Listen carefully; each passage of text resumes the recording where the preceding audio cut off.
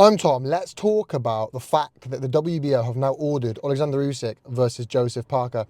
That's big news. That's really big news because obviously we all thought, myself included, that Usyk was going to fight Dubois for the next undisputed. Well, that now can't happen, and rightly so. We saw that fight not so long ago. We've seen how Usyk Dubois plays out. Now, I've got no reason to believe it would play out any differently, even if we entertain the fact Dubois is levels above where he was last time they fought, which I don't think, by the way. I think he's better, and I think he's got a new lease of confidence, but I don't think he's levels above, or certainly not enough to beat an Oleksandr Usyk. When they fought the first time, we saw Usyk absolutely school Dubois.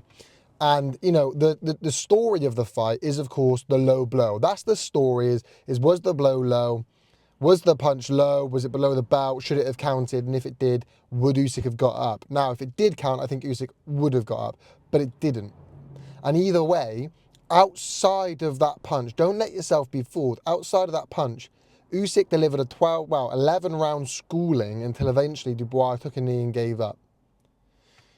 I haven't seen enough to make me think that Dubois could do anything to Usyk that he didn't try in the first fight, that other fighters couldn't do. So I've got no reason to believe the fight would be any different. So I'm kind of glad. I didn't really want to see it, other than the fact it's undisputed. I don't know if that would be much of a drive for Usyk now that he's already done that. Then you got Joseph Parker, who has been on the best form other than Usyk himself, beating the likes of Wilder, who at the time wasn't the Wilder we know him to be now. Picked him to win, but still. Zhang, who again was the boogeyman division, kind of off the back of those Joe Joyce wins. I picked him to win, but I picked Parker to beat him, but still. And then now Martin Bakole, who again, boogeyman of the division. I picked him to win all three of those, but the point is, he's been on an unbelievable streak and has earned that title shot. The fact Dubois pulled out and we've heard nothing, no rescheduling, no news, no nothing, isn't great. And I said Parker should push the WBO to make that mandatory, try and force that mandatory. It seems that's what's been happening. That's what's going to happen. So Usyk is left with a couple of options.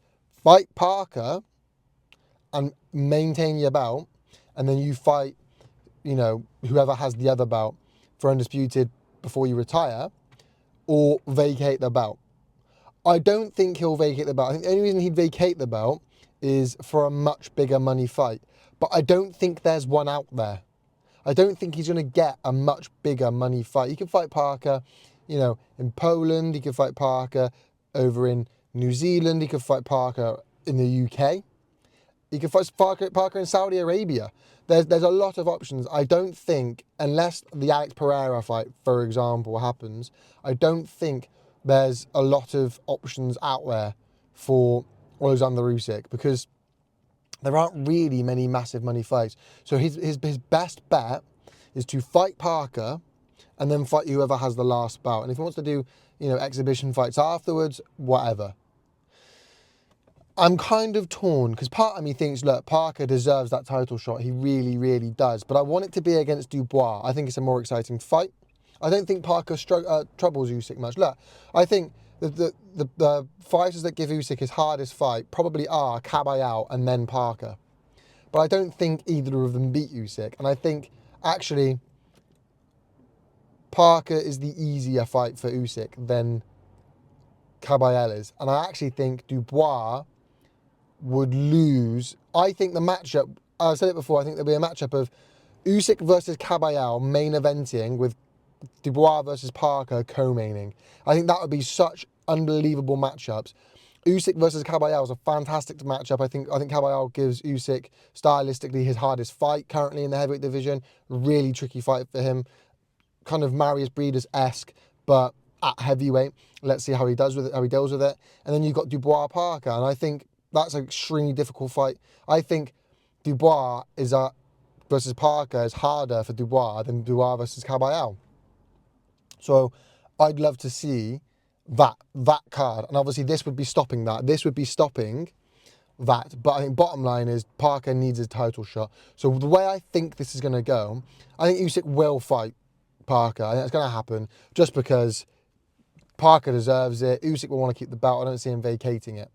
Then I think Dubois, will, because of that, will step back in there with AJ. He'll take on heaps of confidence from that AJ fight, so there's no reason he wouldn't want to. AJ will want to get back, and he needs to get back in there soon. There should be a fight announcement in the next couple of weeks, really, for AJ. So if Usyk doesn't vacate the Parker, the WBO, which I see no reason he would, like that then means the Dubois fight is pointless anyway because it wouldn't be for undisputed anymore.